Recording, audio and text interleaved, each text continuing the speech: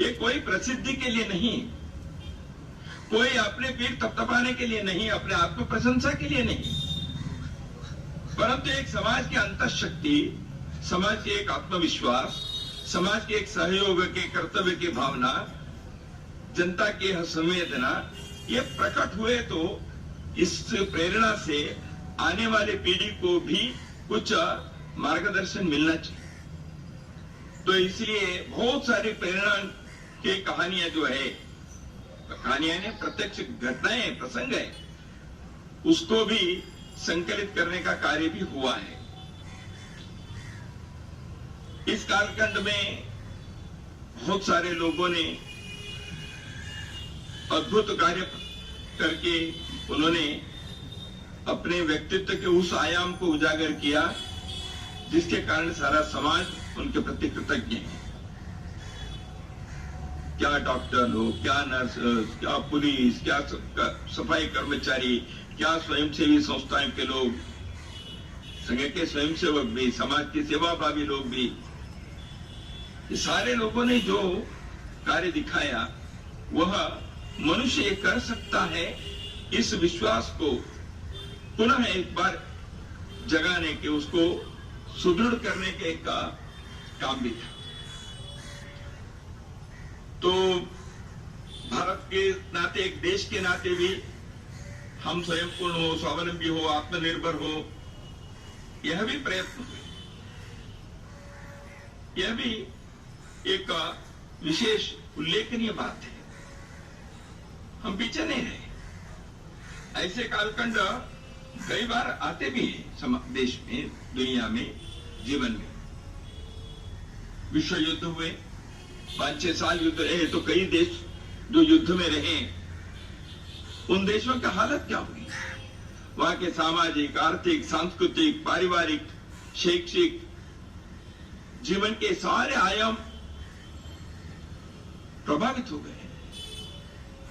पुनः उनको जीवन को पुनर्निर्मित करके खड़ा करना पड़ा। किया उन्होंने।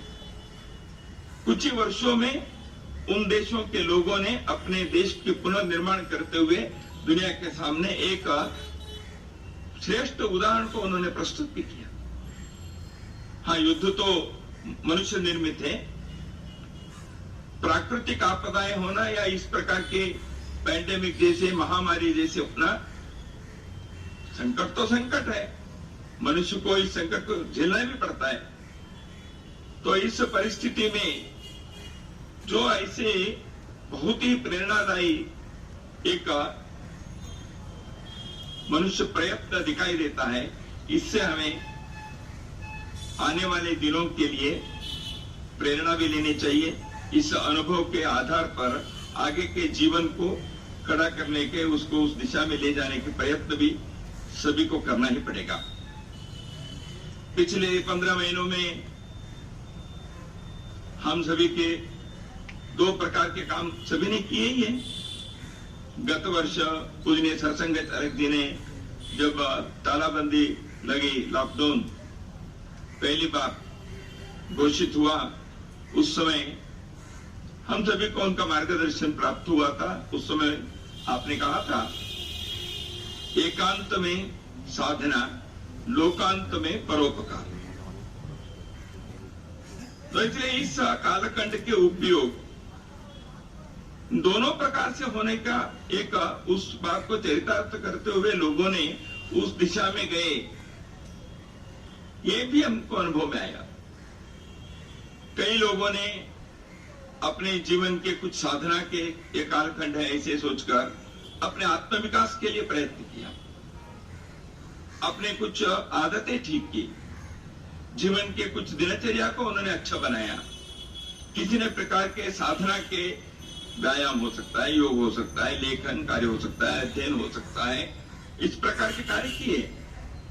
और साथ ही साथ लोकांत में परोपकार के, सेवा के कार्य जो करना था, समाज के प्रति जो कर्तव्य निभाना था, उसमें भी आगे बढ़े, ये भी हमको दिखाई देता है। तो इस प्रकार यह कालखंड अभी हम अनुभव करते रहे हैं। सरकारें अपने काम किए, समाज ने अपने अंतःशक्ति के, अपने सामर्थ्य को उसने दिखाया है।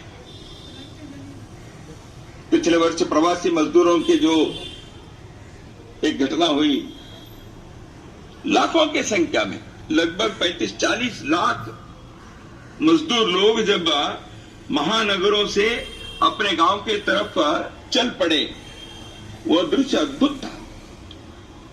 लेकिन आज चलने वाले लोगों के मुंह पर किसी प्रकार के, किसी के विरुद्ध में, खिलाफ कोई नारेबाजी नहीं, जिंदाबाद मुर्दाबाद उन्होंने नहीं, कोई लूटपाट नहीं की, हिंसा आगजनी नहीं हुई, वो मौन रूप से चल पड़े। ऐसे चलने वाले लोगों के सेवा के लिए, उनके सहायता करने के लिए रास्ते में लोग भी तैयार हो गए। उनके भोजन दिए, बच्चों के दूध दिए, पांव में पहनने के लिए चप्पल दिए, यातायात की व्यवस्था की, पानी की व्यवस्था की। एक अद्भुत दृश्य था।